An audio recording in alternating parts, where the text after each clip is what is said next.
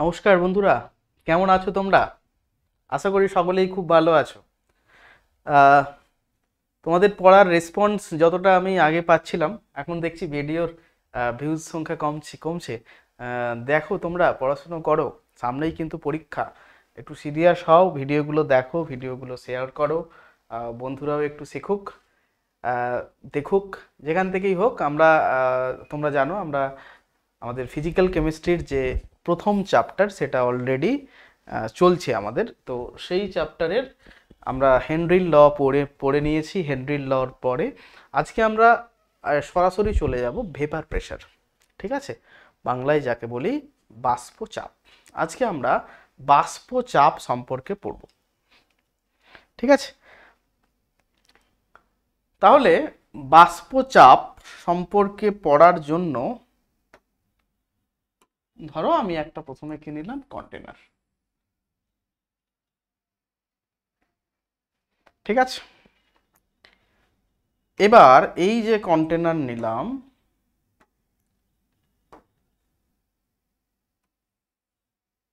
ধরো এই কন্টেনারের মধ্যে কি আছে না, প্রচুর পরিমাণে একটা সলিউট ডিজলভ আছে। ঠিক আছে,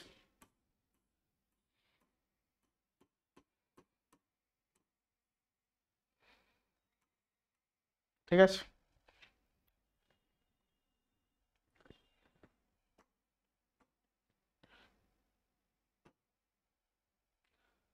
দেখো কি আছে না, এটা একটা বদ্ধ পাত্র, মানে একটা ক্লোজড কন্টেনার আছে। সেই কন্টেনারের মধ্যে আমি কি নিলাম, আমি নিলাম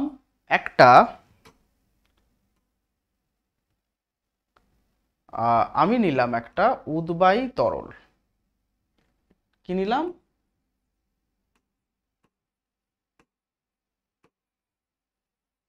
উদ্বায়ী তরল। ইংরেজিতে বললে হয় ভোলাটাইল। কি তরল?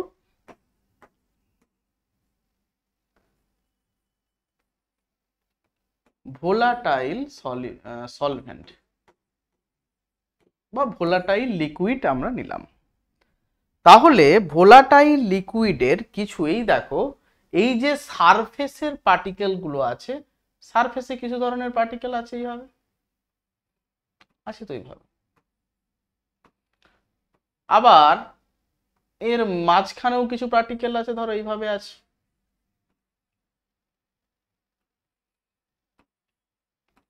আমি সবগুলো ধরো আঁকছি না, কয়েকটা তোমাকে দেখাচ্ছি জাস্ট।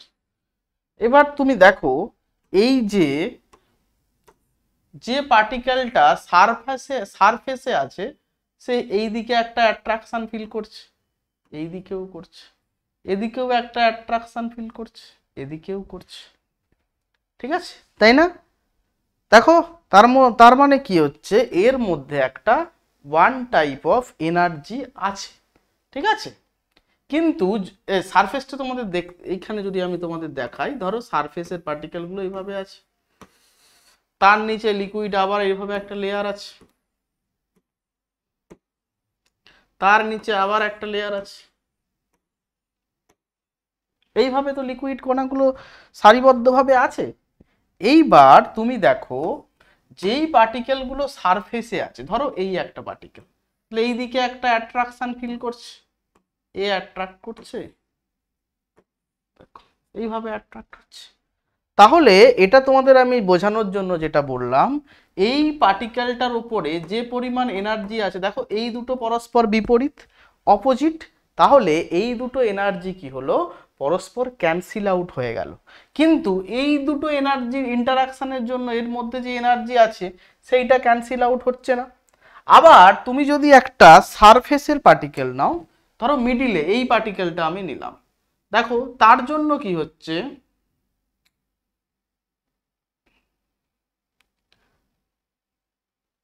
আচ্ছা ধরো এই পার্টিকেলটা আমি নিলাম, কোন পার্টিকেলটা? এই পার্টিকেলটা, এটা নয়, ধরো আমি এটা নিলাম। এর জন্য এই দিকে একটা অ্যাট্রাকশন আছে, অপোজিট দিকে অবশ্যই থাকবে। এই দিকে একটা অ্যাট্রাকশন আছে, এদিকেও আছে, এদিকেও একটা অ্যাট্রাকশন আছে, এই দিকেও আছে। তাহলে দেখো এর যে অ্যাট্রাকশনটা আছে সেটা অন্য বাকি মলিকিউলগুলো দ্বারা পুরোটাই ক্যান্সেল আউট হচ্ছে, কিন্তু সারফেসের যে পার্টিকেলগুলো আছে তার ইন্টারাকশনগুলো ক্যান্সেল আউট হতে পারছে না। তার মানে তুমি এটুকু বলতে পারবে যে সারফেসের পার্টিকেলগুলোর এনার্জি কি হবে, হায়ার, আর যেগুলো মিডিল ফেজে আছে এইগুলোর এনার্জি তুলনামূলকভাবে কম। তার ফলে এই সারফেস পার্টিকেলগুলো কি করে, এই সারফেস ত্যাগ করে ক্লোজ কন্টেনারের উপরের পার্টে গিয়ে অংশগ্রহণ করে, মানে অবস্থান করে। এটাকেই আমরা বলি বাষ্প। কি বলবো এটাকে, না এটাকেই বলবো তরলের বাষ্পীভবন। কি হচ্ছে না তরলের সারফেসে থাকা পার্টিকেলগুলোর এনার্জি ভেতরে থাকা পার্টিকেলগুলোর থেকে কম্পারেটিভলি বা তুলনামূলকভাবে বেশি হয়। তাই জন্য তারা কি করে না তরলের মধ্যে যে অ্যাট্রাকশন আছে সেই অ্যাট্রাকশনকে ওভারকাম করে তরলের উপরে গিয়ে অবস্থান করে। তাকে আমরা কি বলবো, বাষ্প। সেই ফর্মটাকে বলবো বাষ্প। এবার এই যে ঘটনা তাকে আমরা বলবো ইভাপোরেশন বা বাষ্পীভবন। ঠিক আছে, এইবার কিছু সময় পর কি হবে, এই পার্টিকেলগুলো তো আর ফিক্স নেই, যেহেতু তারা গ্যাস মলিকিউল, তাদের মধ্যে কি হবে, রিপালশন হতে মানে কলিশন হবে। কলিশন হওয়ার পর তাদের এনার্জিটা কি হবে, তাদের যে এনার্জিটা সেইটা কমতে থাকবে। তার ফলে তারা আবার এই সলিউশনে, এই যে লিকুইডে আবার ফিরে আসবে। মানে বাষ্প যেগুলো ছিল, গ্যাসিয়াস ফর্মে যেগুলো ছিল, যে সমস্ত পার্টিকেলগুলো ছিল, তারা কি করবে, নিজেদের মধ্যে আবার কলিশনের জন্য তারা আবার ফিরে এলো কোথায়, না ওই তরলের ফর্মে। তাহলে এই প্রসেসটাকে আমরা কি বলবো, না এটাকে আমরা বলবো ঘনীভবন বা কনডেনসেশন। তাহলে এইভাবে কি হচ্ছে, কিছু মলিকিউল লিকুইড সারফেস থেকে গিয়ে গ্যাসিয়াস ফেজে গ্যাসে রূপান্তরিত হচ্ছে, আবার কিছু পরিমাণ গ্যাস নিজেদের মধ্যে কোলাইড করে কি যাচ্ছে, সারফেসে আসছে। একদম শুরু কোথায় আসছে, লিকুইডের মধ্যে চলে আসছে। একদম শুরুতে কি হবে না ইভাপোরেশনের হারটা খুব বেশি হবে।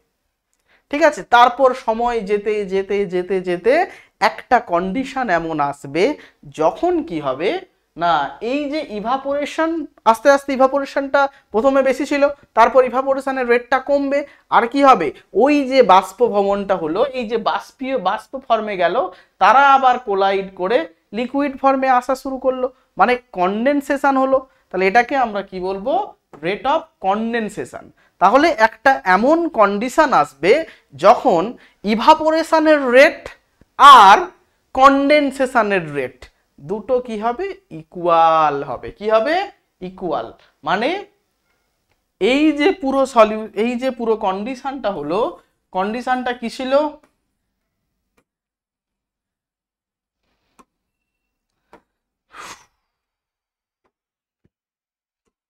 যান্ত্রিক গোলযোগ, কিচ্ছু করার নেই।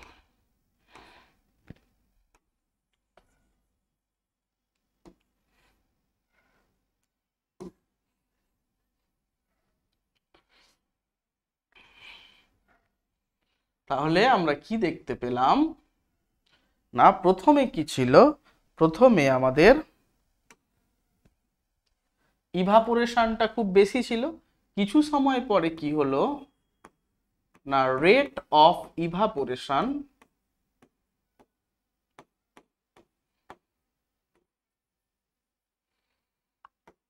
সেটা কি হলো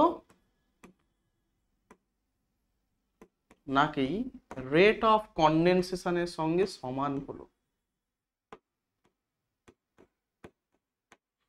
ঠিক আছে, তাহলে rate of evaporation rate of কনডেনসেশনের সঙ্গে সমান, মানে যে পরিমাণ লিকুইড সে তরল বাষ্পে গ্যাসিয়াস বাষ্পে পরিণত হচ্ছিল, সেই পরিমাণ বাষ্প কনডেনসেশন প্রসেসের মাধ্যমে লিকুইডে পরিণত হচ্ছে।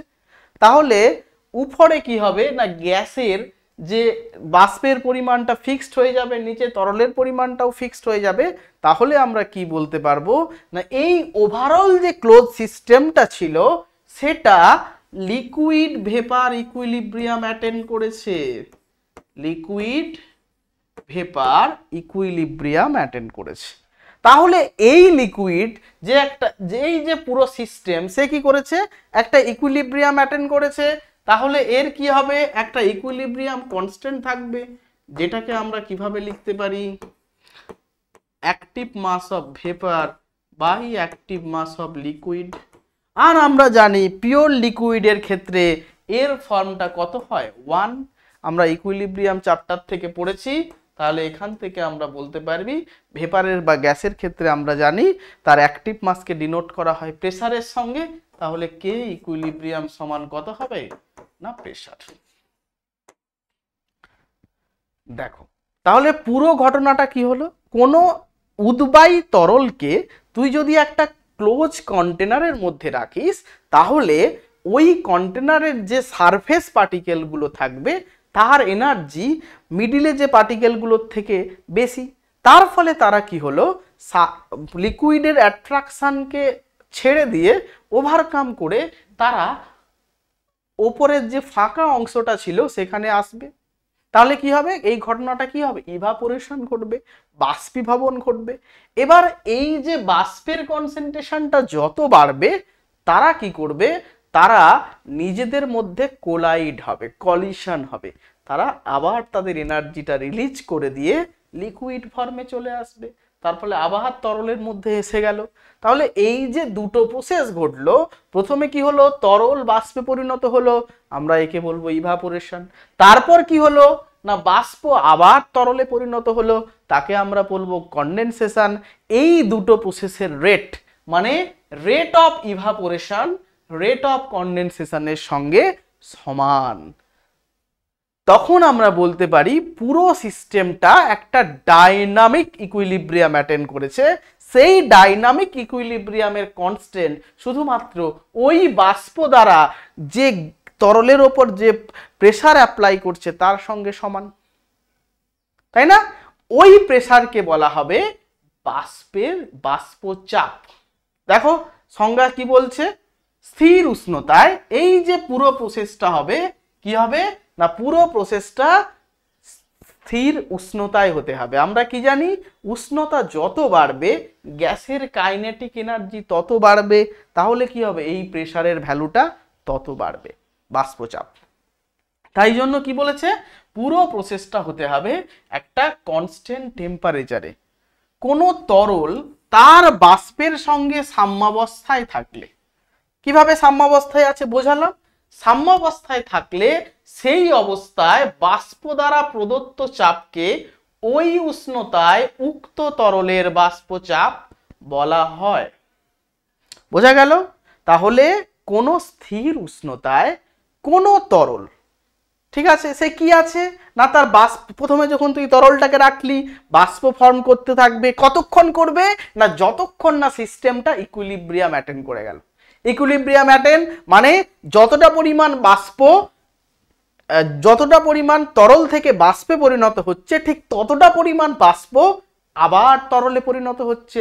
তাহলে ওপরে যে বাষ্পের পরিমাণ সেটা একটা ফিক্সড হয়ে গেল, নিচে যে তরলের পরিমাণ সেটাও একটা ফিক্সড হয়ে গেল।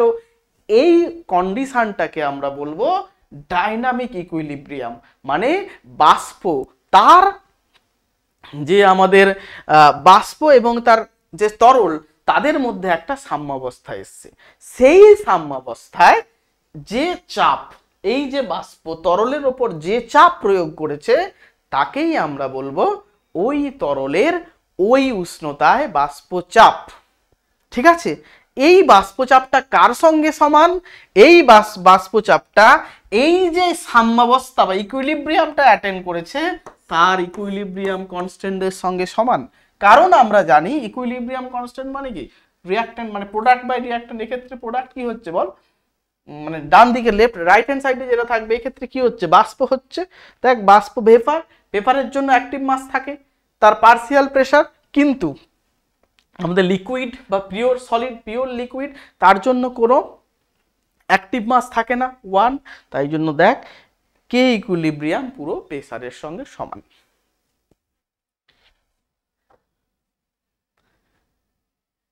ঠিক আছে, এইবার এই যে বাষ্পচাপ সেটা কোন কোন বিষয়ের ওপর নির্ভর করে, ঠিক আছে? বাষ্পচাপ কখন বেশি হবে, কখন কম হবে, এইটা আমরা কি করে জানবো? কোন কোন বিষয়ের ওপর নির্ভর করবে? প্রথমে যেটা বলেছে সেটা হলো তরলের প্রকৃতি। কার উপর? প্রথমে বলেছে নেচার অফ দ্য লিকুইড, মানে তরলের প্রকৃতি। কিভাবে? দেখ, আমাদের বিভিন্ন রকম তরল আছে। ধর আমি তোকে 3 ধরনের তরল তোকে দেখাচ্ছি। একটা ধর আমি তোকে দিলাম ইথার, ঠিক আছে? আরেকটা দিলাম CH4। নেক্সট 3 নম্বর তোকে, আচ্ছা CH4 এর জায়গায় আমি তোকে দিলাম CCl4 মানে কার্বন টেট্রাক্লোরাইড, এবং লাস্ট অপশানে তোকে দিলাম জল। এবার বললাম এই তিনটের মধ্যে কোনটার ভেপার প্রেসার একটা পার্টিকুলার টেম্পারেচারে বেশি হবে। তাহলে দেখ ভেপার প্রেসারটা কার উপর ডিপেন্ড করছে, তরলের প্রকৃতির উপর কিভাবে নির্ভর করছে। দেখ প্রথমেই তোমাদের একটা ছবি আমি দেখিয়েছিলাম যে সারফেসের পার্টিকেলগুলো এইভাবে নিজেদের মধ্যে আছে ক্লোজলি প্যাকড হয়ে। তারা কি করছে, এই যে কোজ প্ল্যাকড হিসেবে ছিল সেইগুলো থেকে ওভারকাম করে ভেপার হিসেবে বেরিয়ে গেছে, মানে এটা বেরিয়ে গেছে। কখন বেরোতে পারবে? ঠিক আছে, ধরো তোমার একজনকে খুবই ভালো লেগেছে, ঠিক আছে? এবার তোমার দুজনের মধ্যে অ্যাট্রাকশন খুবই বেশি, তোমার বন্ধু আর তোমার মধ্যে, ঠিক আছে? দুজন হচ্ছে প্রচন্ড একে অপরকে ছাড়া থাকতেই পারো না। তাহলে তোমাদের কি আলাদা করা সম্ভব? না স্যার, কখনোই সম্ভব নয়, আলাদা করতে পারবেন না। তার মানে কি হলো, যে কোনো দুটো লিকুইডের পার্টিকেল তাদেরকে তো একে অপরের থেকে যদি আলাদা করতে পারি সেটাই তো তাদের ভেপার ফেজে যাওয়া, তাদের স্টেট চেঞ্জ, গ্যাসিয়াস ফর্মে যাওয়া। তার মানে এই যে দুটো তরলের পার্টিকেল আছে বা তরলের এই যে পার্টিকেলগুলো আছে তাদের মধ্যে ইন্টারাকশন যত বেশি হবে তাদের ভেপার হওয়ার প্রবণতা কি হবে? তত কম হবে, তাদের ভেপার প্রেসারও তত কম হবে। দেখো তাহলে কি না, ভেপার প্রেসার কার উপর ডিপেন্ড করবে? ইন্টারাকশন, মানে ইন্টারমলিকিউলার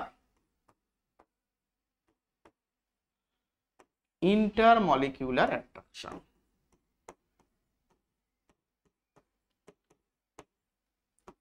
ইন্টারমলিকিউলার অ্যাট্রাকশন যত বেশি হবে, কি হবে না, ইন্টারমলিকিউলার অ্যাট্রাকশন যত বেশি হবে তুই সেখান থেকে ভেপার বের করতে পারবি না, তাদের ভেপার প্রেসার তত কি হবে বলো? তাদের ভেপার প্রেসার তত কম হবে। দেখো লেখা আছে, স্থির উষ্ণতায় কোনো বিশুদ্ধ তরলের বাষ্পচাপ অণুগুলির তরল দশা থেকে বাষ্পে যাওয়ার প্রবণতার উপর নির্ভরশীল। আবার এই প্রবণতা তরলের অণুগুলির মধ্যে পারস্পরিক আকর্ষণ বলের উপর নির্ভর করে। যাদের এই পারস্পরিক আকর্ষণের পরিমাণ যত বেশি তাদের কি হবে? বাষ্পায়নের প্রবণতা তত কম, তাদের বাষ্পচাপ তত কম। এবার তোদেরকে তাহলে কি ধরনের অ্যাট্রাকশন দেখা যায় এইটা তোদেরকে মনে রাখতে হবে। সব থেকে যেটা স্ট্রংগেস্ট অ্যাট্রাকশন সেটা কি না, সব থেকে যেটা strongest attraction number 1 intermolecular hydrogen bond. যে মলিকিউলগুলোর মধ্যে হাইড্রোজেন বন্ড আছে কিনা, যদি মলিকিউলগুলোর মধ্যে হাইড্রোজেন বন্ড থাকে, কি থাকলো না হাইড্রোজেন বন্ড আছে, তাহলে কি হবে না, যদি হাইড্রোজেন বন্ড থাকে তারা সহজে ইভাপোরেট করতে চাইবে না, তাদের মধ্যে অ্যাট্রাকশন খুব বেশি, তাদেরকে আর আলাদা করা যাচ্ছে না। ঠিক আছে, আলাদা করার জন্য তোকে বেশি হিট অ্যাপ্লাই করতে হবে, তাহলে তাদের ভেপার প্রেসার কম। 2 নম্বর কি number two, dipole dipole attraction. মানে পোলার মলিকিউলগুলোর, যদি মলিকিউলটা পোলার হয় তাহলে তাদের মধ্যে এক ধরনের অ্যাট্রাকশন থাকে, সেটা কি হবে? Dipole dipole attraction. যদি সেটাও না থাকে, মলিকিউলটা যদি নন পোলার হয়, তখন এক ধরনের অ্যাট্রাকশন থাকে, সেটা হলো ভ্যান ডার ওয়াল অ্যাট্রাকশন।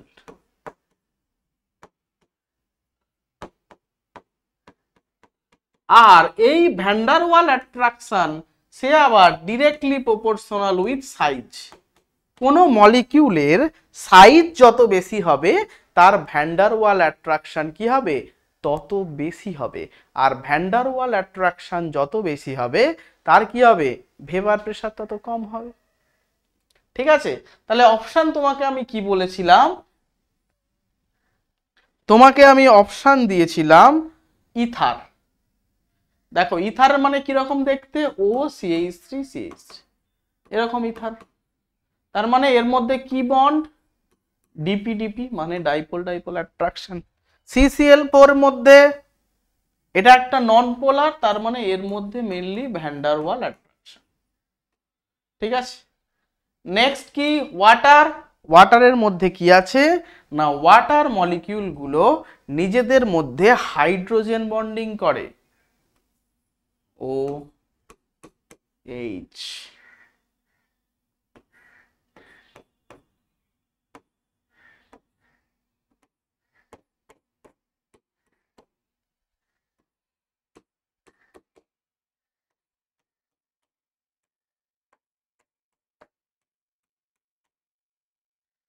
এইভাবে কি হয়? এইভাবে যে ওয়াটার মলিকিউলগুলো আছে, তারা নিজেদের মধ্যে হাইড্রোজেন বন্ডিং করে।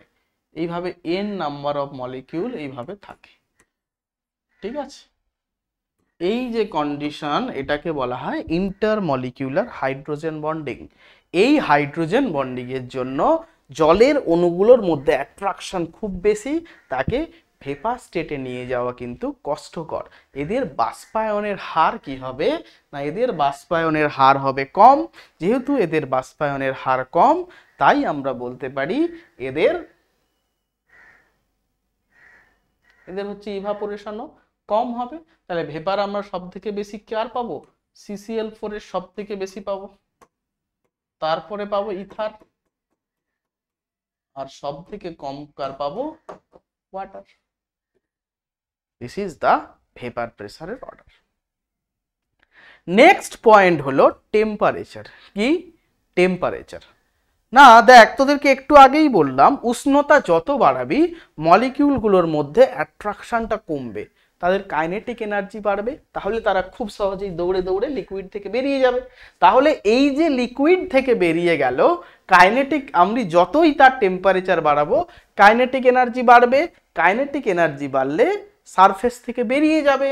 তাহলে উষ্ণতা বৃদ্ধির সাথে সাথে কি হবে? তরলের অণুগুলির গতিশক্তি বৃদ্ধি পায়, ফলে পৃষ্ঠতল থেকে আরো অধিক সংখ্যক অণু এই দশা মানে ত্যাগ করতে পারে। এইটা আরো ভালো করে বোঝার জন্য আমি তোমাদের একটা দেখাবো ম্যাক্সওয়েল ডিস্ট্রিবিউশন কার্ভ। কি বলছে ম্যাক্সওয়েল ডিস্ট্রিবিউশন কার্ভ?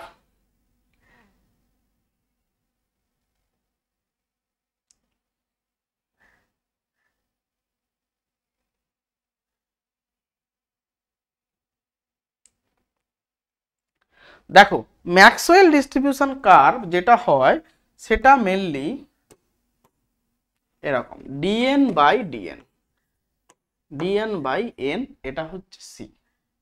এবার এটা কি জিনিস?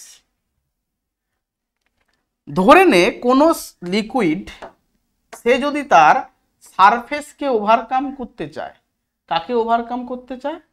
সারফেসকে। ঠিক আছে, তাহলে তাকে মিনিমাম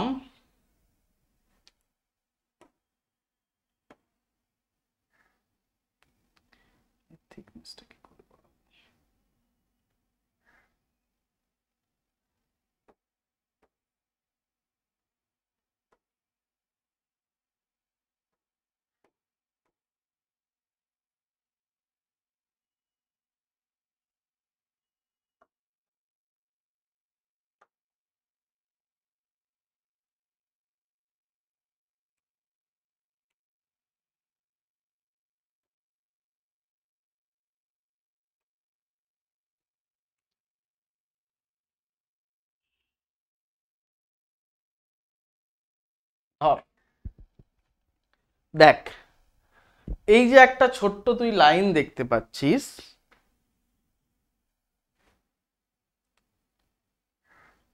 এটার মানে কি ডিএন বাই এন, তাই তো?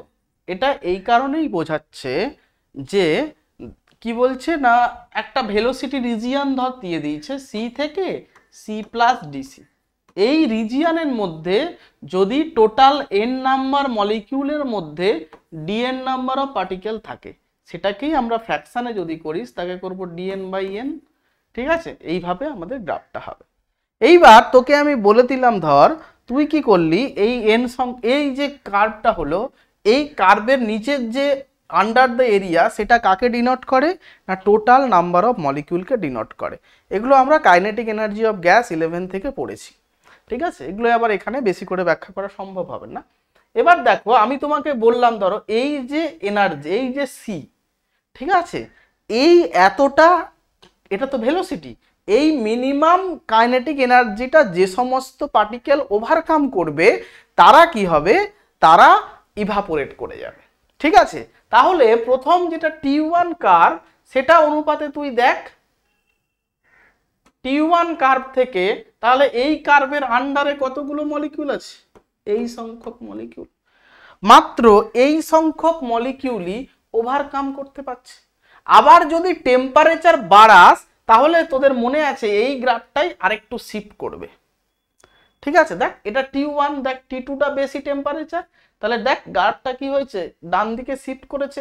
তখন এই যে ভেলোসিটি সি, সেইটাকে ওভারকাম করার সংখ্যাটা কত হয়ে দাঁড়িয়েছে, দেখ সেইটাকে এই এত নাম্বার অফ মলিকিউল ওভারকাম করেছে। তাহলে দেখ আগে কত কম ছিল, এখন কত বেশি সংখ্যক মলিকিউল ওভারকাম করেছে। আগে শুধুমাত্র এইটুকু ছিল, আর এখন পুরো এতগুলো।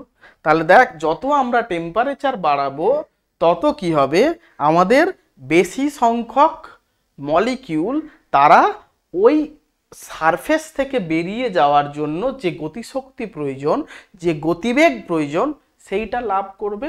তার ফলে বাষ্পায়নের হার বাড়বে এবং বাষ্প চাপও বাড়বে। This is the concept.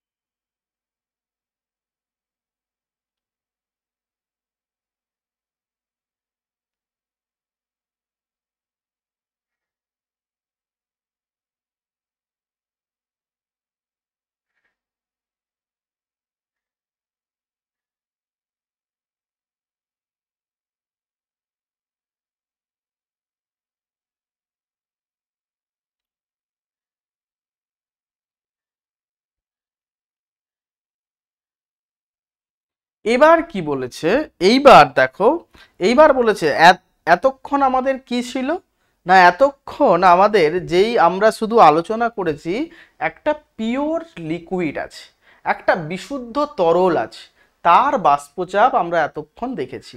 তার বাষ্পচাপ কিভাবে তরলের প্রকৃতির উপরে নির্ভর করে, কিভাবে তরলের উষ্ণতার উপরে নির্ভর করে, সেইগুলো আমরা এতক্ষণ ডিসকাস করেছি। এইবার কি বলেছে যে যদি আমরা কোনো দ্রবণ নিই, কি নেই, কোনো দ্রবণ, মানে আগে আমাদের কি ছিল না, শুধুমাত্র আমাদের যেটা ছিল সেটা হলো আমাদের শুধুমাত্র ছিল সলিউট, সলভেন্ট, তরল ছিল।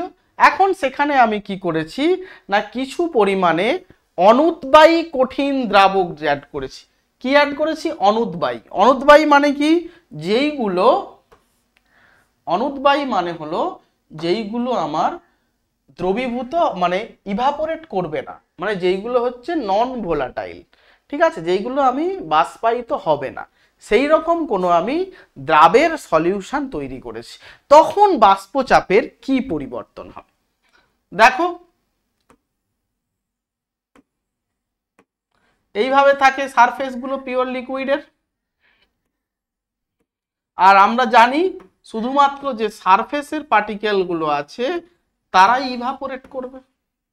আগে যখন আমাদের পিওর সলিউট ছিল, পিওর ভোলাটাইল সলভেন্ট ছিল, তখন পুরো সারফেসটাতেই কে থাকতো না, পুরো সারফেসটা জুড়েই আমাদের থাকতো পিওর লিকুইড, যেগুলো কি ছিল ভোলাটাইল ইভাপোরেট করত। এখন যেহেতু আমি সলিউশন তৈরি করে ফেলেছি, তাহলে সেই সারফেসের মধ্যেই কিছু পরিমাণ পার্টিকেল কি থাকবে, নন ভোলাটাইল সলিউটের থাকবে। তাহলে সারফেস এরিয়াতে আমাদের কি হচ্ছে না, সারফেস এরিয়াতে যে পরিমাণ সলভেন্ট থাকার কথা ছিল তার তুলনায় কমে যাবে, কারণ কিছু পরিমাণ স্থান নন ভোলাটাইল সলিউটের দ্বারা দখলীকৃত হবে, মানে দখল হয়ে যাবে। তার ফলে বল বাষ্পচাপ, আমরা কি জানি বাষ্পায়ন শুধুমাত্র সারফেস থেকে ঘটে, তাহলে সারফেসের পরিমাণ কমছে, যেহেতু সারফেসের পরিমাণ কমে যাচ্ছে, তার ফলে কি হবে, ইভাপোরেশনের হারটাও, বলো ইভাপোরেশনের হারটাও কমে যাবে। দেখো এইখানে এই কথাটাই লেখা আছে, কোনো বিশুদ্ধ অনুদ্বায়ী কঠিন দ্রাবকে যদি দ্রবীভূত করা হয় তাহলে কি দেখতে পাবে, দ্রবণের বাষ্পচাপ, বাষ্পায়নে উৎপন্ন বাষ্প কেবল দ্রাবকের অনুপস্থিত থাকে, সারফেস অণু থাকে না, কিন্তু দ্রবণের ক্ষেত্রে কি থাকে না, বিশুদ্ধ দ্রাবকের থাকে। এই যে দেখো কোনো দ্রবণের সর্বত্র এমনকি পৃষ্ঠতলেও দ্রাব এবং দ্রাবক উভয় প্রকার অণু উপস্থিত থাকে। তার ফলে বিশুদ্ধ দ্রাবকের পৃষ্ঠতল অপেক্ষা দ্রবণের পৃষ্ঠতলের প্রতি একক ক্ষেত্রফলে তুলনামূলক কম সংখ্যক দ্রাবকের অণু থাকে, যার সুতরাং বিশুদ্ধ দ্রাবকের পৃষ্ঠতল অপেক্ষা দ্রবণের পৃষ্ঠতলে অপেক্ষাকৃত কম সংখ্যক দ্রাবকের অণু বাষ্পীয় দশায় রূপান্তর ঘটে। তার ফলে তোকে এটুকু মনে রাখতে হবে, যদি টেম্পারেচার কম হয়,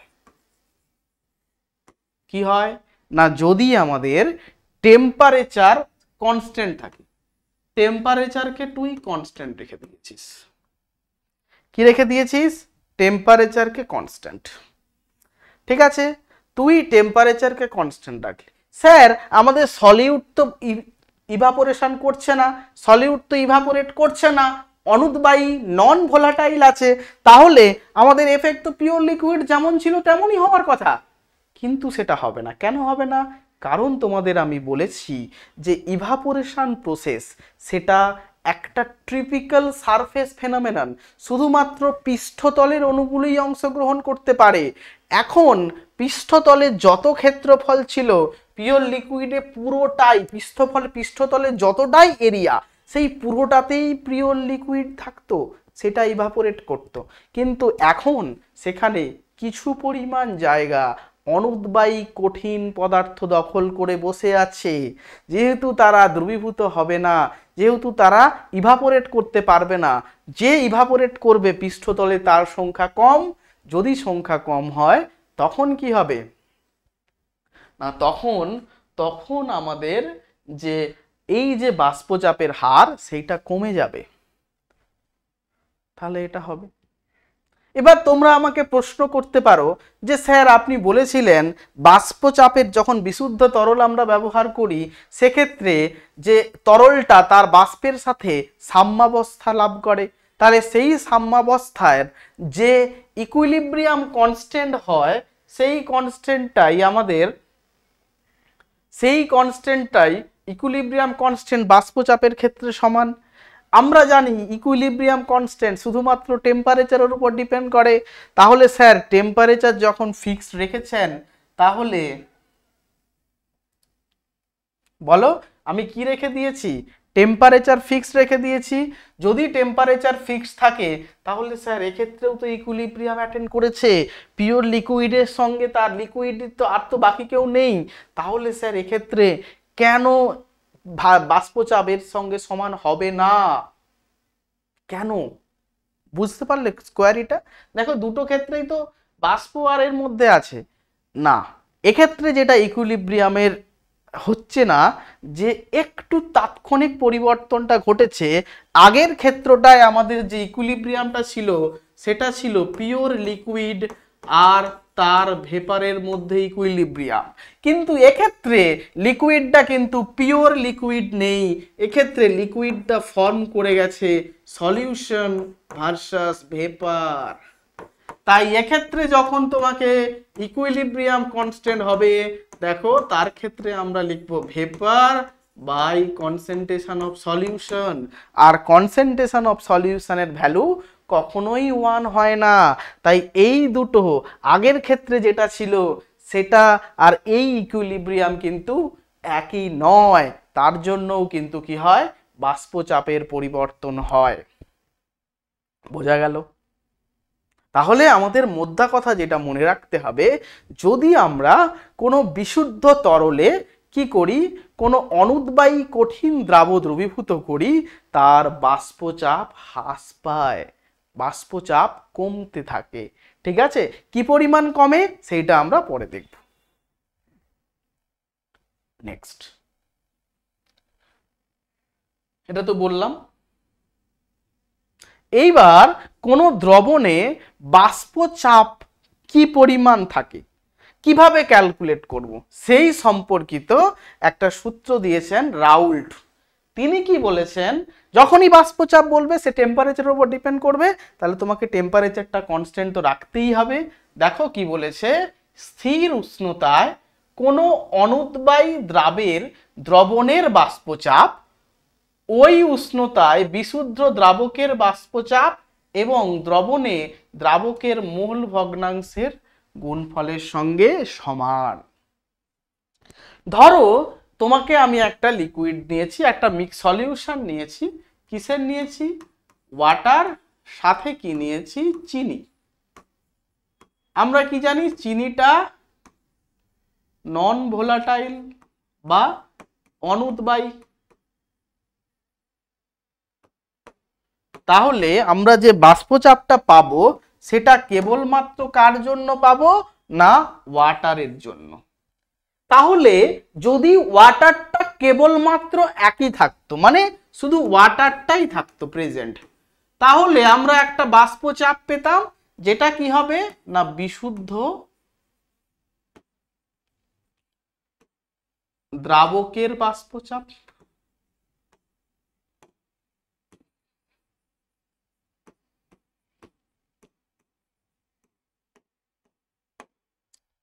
কার বাষ্পচাপ না, বিশুদ্ধ দ্রাবকের বাষ্পচাপ। এবং সেই বিশুদ্ধ দ্রাবকের বাষ্পচাপকে আমরা কিভাবে ডিনোট করব, আমরা ডিনোট করব P0, P0। কিভাবে ডিনোট করব, P0। ঠিক আছে, এইবার ধরে নাও এই দ্রবণে এই H2O এর মোল ফ্র্যাকশনটা কত, X। ঠিক আছে, তাহলে এখন যখন আমি দ্রবণ তৈরি করেছি তার বাষ্পচাপ কত হবে, P দ্বারা ডিনোট করব, P ইন্টু P0। এখানে সলভেন্টটা কি আছে, ওয়াটার, বিশুদ্ধ দ্রাবক, ইন্টু ওয়াটারের মোল ফ্র্যাকশন, মানে দ্রাবকের মোল ফ্র্যাকশন। তাহলে জেনারেল ফর্মে লিখলে কি হবে, বাষ্পচাপ কি হবে, P0 দ্রাবক গুণিতক দ্রাবকের মোল ফ্র্যাকশন। তো এই সূত্র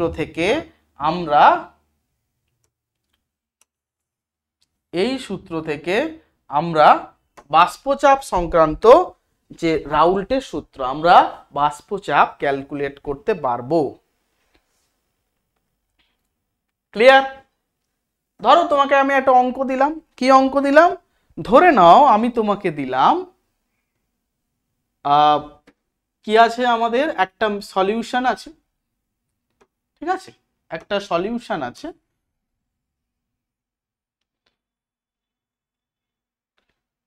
এই সলিউশনের মধ্যে আমি তোমাকে দিলাম 72 গ্রাম জল প্লাস দিলাম 40 গ্রাম NaOH। জানো NaOH কি, নন ভোলাটাইল। আচ্ছা, 72টা একটু কম হয়ে গেছে না, একটু বাড়িয়ে দিই। ঠিক আছে, আমি 72টাকে এখন করে দিলাম 180 গ্রাম। এবার তোমাকে বলে দিলাম জলের যে পিওর বাষ্পচাপ P0 বিশুদ্ধ অবস্থায় এর বাষ্পচাপ হচ্ছে 760 mmHg। তাহলে এই সলিউশনের বাষ্পচাপ কত হবে? কিভাবে বের করব? আমরা জানি সলিউশনের বাষ্পচাপ কি হয় না P ইকুয়াল টু হয় P নট সলভেন্ট ইনটু কি হয় মোল ফ্র্যাকশন অফ সলভেন্ট। বলো কি করে বের করবে? P নট কত আছে? 760। আচ্ছা, মোল ফ্র্যাকশন মানে কি? সলভেন্টের মোল ফ্র্যাকশন। সলভেন্ট কত আছে? 180 গ্রাম। তাহলে 180 কে 18 দিয়ে ভাগ করব। কত বেরোবে? এটা বেরোবে 10। তাহলে এই 10টা নিচে লিখবো। প্লাস কি আছে? সলিউট কত আছে? 40। 40-এর জন্য এটা এর মোল ফ্র্যাকশনও কত? মোল ভগ্নাংশ তোমার মোল সংখ্যা আণবিক ভরও 40। তাহলে ফর্মুলাটা কি দাঁড়াবে? 760 ইন্টু এটা হয়ে যাবে 10 বাই হচ্ছে 11। তাহলে এটা মোর অর লেস যেটা দাঁড়াবে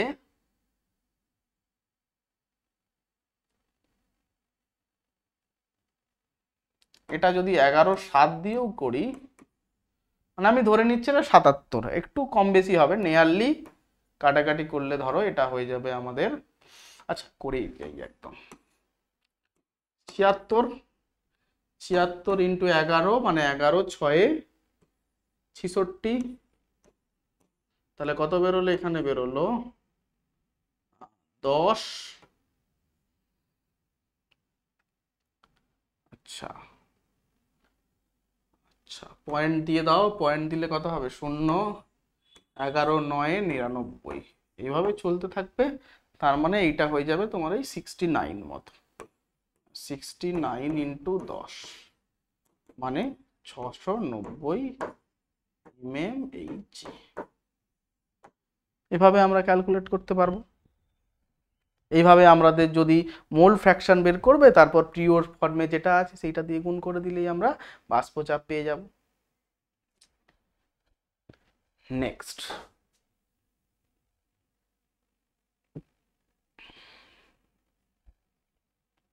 এবার ধরো কোনো ক্ষেত্রে যে দ্রাবটা আছে সেটাও আছে উদ্বায়ী। মানে একটু আগে কি বলেছিলাম? একটু আগে বলেছিলাম এক্ষেত্রে শুধু দ্রাবকটা দ্রবীভূত মানে বাষ্পায়িত হয়, শুধু দ্রাবকটা কি ছিল? ভোলাটাইল।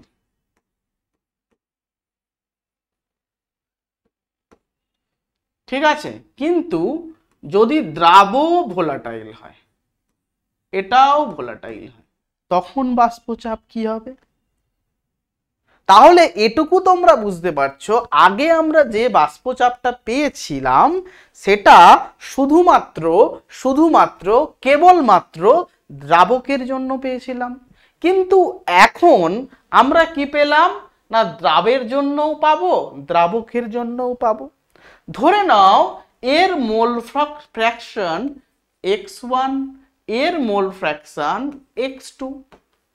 তাহলে এই দ্রাব এবং দ্রাবক তারা যদি বিশুদ্ধ অবস্থায় থাকতো, কি থাকতো না পিওর দ্রাব আছে, তাহলে সে তো ভোলাটাইল, তার জন্য একটা ভেপার প্রেসার পাবো। সেটা কি না যে কোনো একটা ফিক্সড টেম্পারেচারে নির্দিষ্ট উষ্ণতায় দ্রাবের বিশুদ্ধ অবস্থায় বাষ্পচাপ, তাকে আমরা কিভাবে লিখবো? P02। সেরকম এর জন্য দ্রাবকেরও একটা পিওর ফর্মে পাবো, এটাকে আমরা কি লিখবো?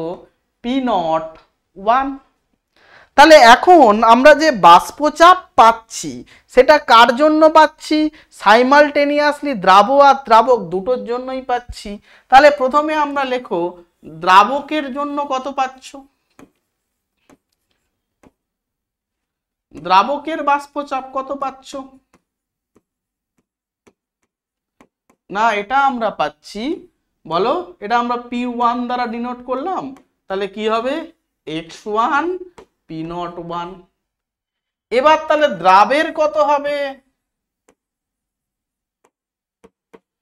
বলো দ্রাবের হবে P2 দ্বারা লিখবো P2 যেটা হবে x2 ইন্টু P02। তাহলে দ্রবণের টোটাল প্রেসার কত? দ্রবণের মোট বাষ্পচাপ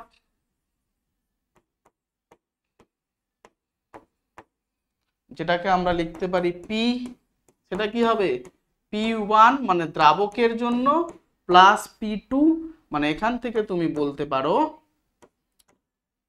x1 P01 plus x2 P02 যেটা হচ্ছে টোটাল প্রেসার। তাহলে এখান থেকে তুমি একটা বলতে পারো যে যতগুলো কম্পোনেন্ট দ্বারা হোক তাহলে কি হবে টোটাল প্রেসার হয়ে যাবে। সবগুলোর জন্য যদি তুমি সবগুলো যদি নন ভোলাটাইল হয় P1 x1 P0 2x2 plus P0 3x3 এইভাবে সাইমালটেনিয়াসলি চলতে থাকে। ঠিক আছে, খুব সহজ সোজা, কোনো অসুবিধা নেই।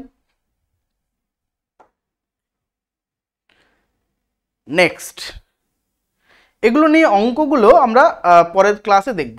আজকে আমরা পুরো থিওরিটা একবার দেখে নিই। ঠিক আছে, দেখো এবার বলছে composition of the vapour phase. মানে এইটা আবার কি জিনিস তোমাদের মাথায় এলো?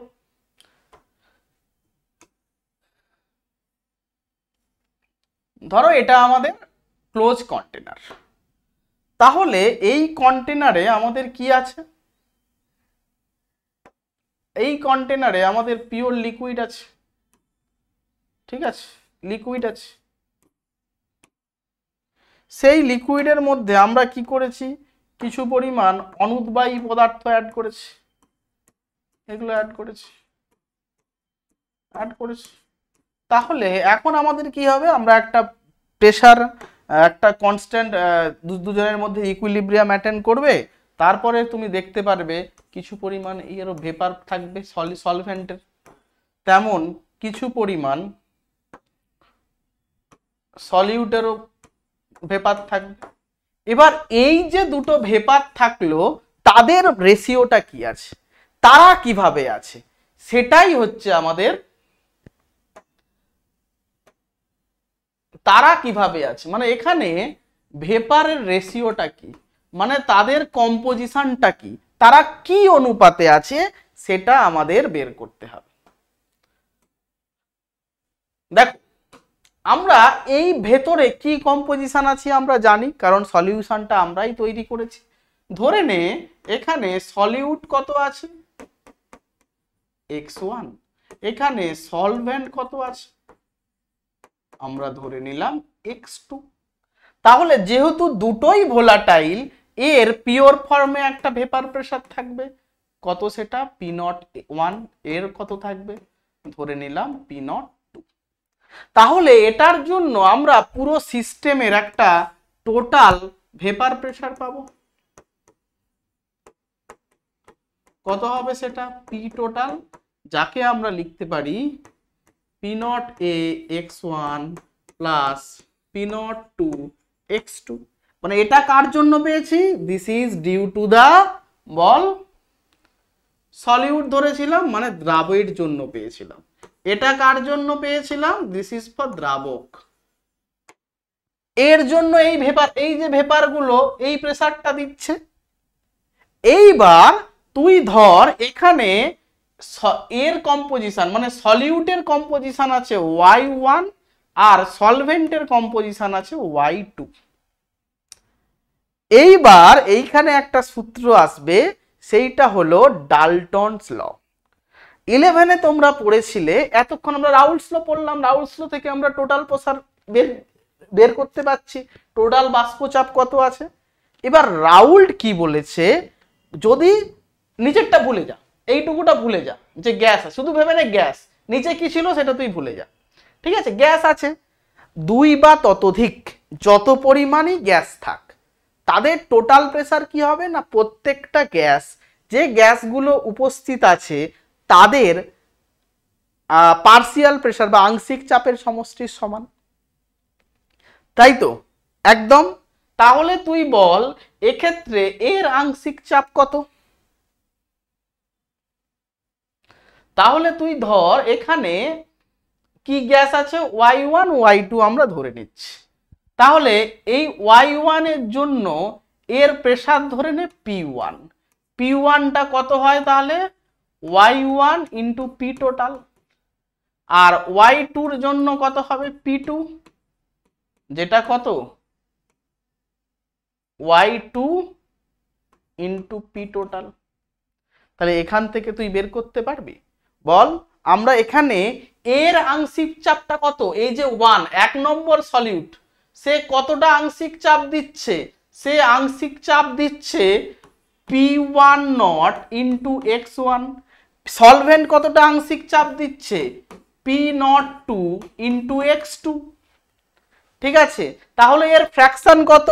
আমরা কি জানি যে টোটাল প্রেসার ইকুয়াল টু হয় আংশিক চাপ, সরি টোটাল প্রেসার নয়, আমরা কি জানি পার্সিয়াল প্রেসার সে কি হয় টোটাল প্রেসার ইনটু মোল ফ্র্যাকশন।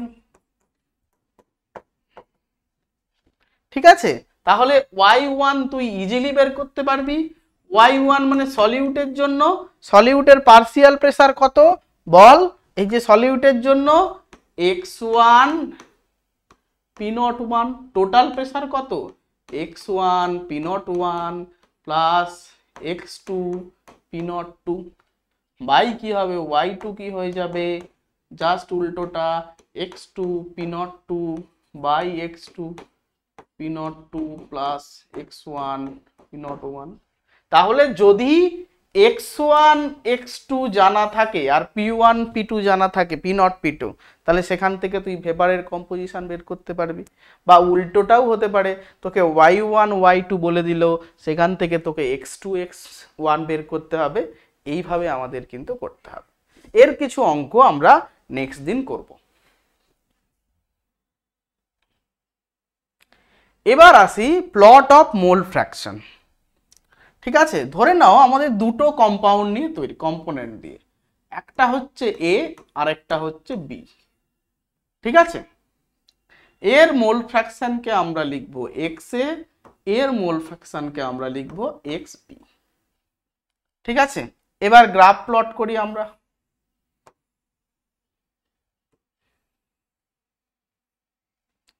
ধরে নাও দ্রবণের এই কন্ডিশনে এক্স এ কত আছে 0, এই পয়েন্টে এক্স এ 0 মানে এক্স এ কিছুই নেই, তাহলে শুধুমাত্র কি থাকবে বি থাকবে। তাহলে এখানে যে প্রেসারটা পাবো সেটা কার জন্য পাবো না বিশুদ্ধ বির জন্য। তাহলে এক্ষেত্রে কি আছে এক্স বিটা 1 পরিমাণ আছে, তাহলে এইটা আমরা কি পেলাম, এটা আমরা পাবো P0 বি। আবার এদিকের এই কনসেন্ট্রেশনটা কি আছে, এক্ষেত্রে এক্স বি ধরে নে 0 আর এক্স এটা ধরে নে 1, মানে এদিক থেকে যেই যাচ্ছিস কি হচ্ছে না এক্স এটা পরপর পরপর বাড়ছে আর এক্স বিটা পরপর কমছে।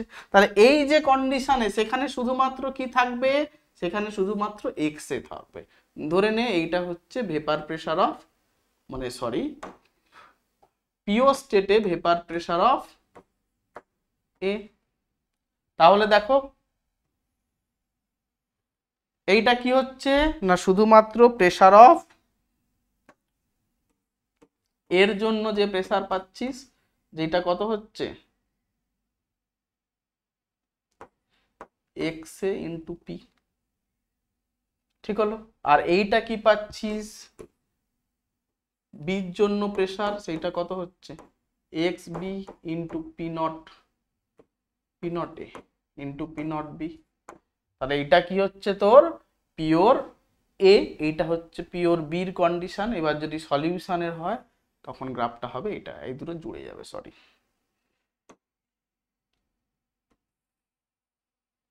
এটা হচ্ছে তোর vapour pressure of the solution P total, যেটা কি করে পাবি P A plus P B.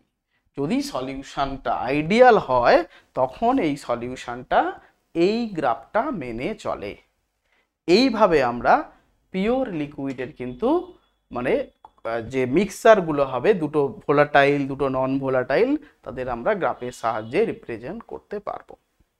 ঠিক আছে, আজ এতটাই থাক। পরের ক্লাসে আমরা কি করব, আমরা জাস্ট এই ভেপার প্রেসারের কিছু অঙ্ক করব, সেই অঙ্ক থেকে আমরা ধারণা নিয়ে পরবর্তী চ্যাপ্টারে যাব, মানে পরবর্তী টপিকে যাব, আইডিয়াল সলিউশন নন আইডিয়াল সলিউশন।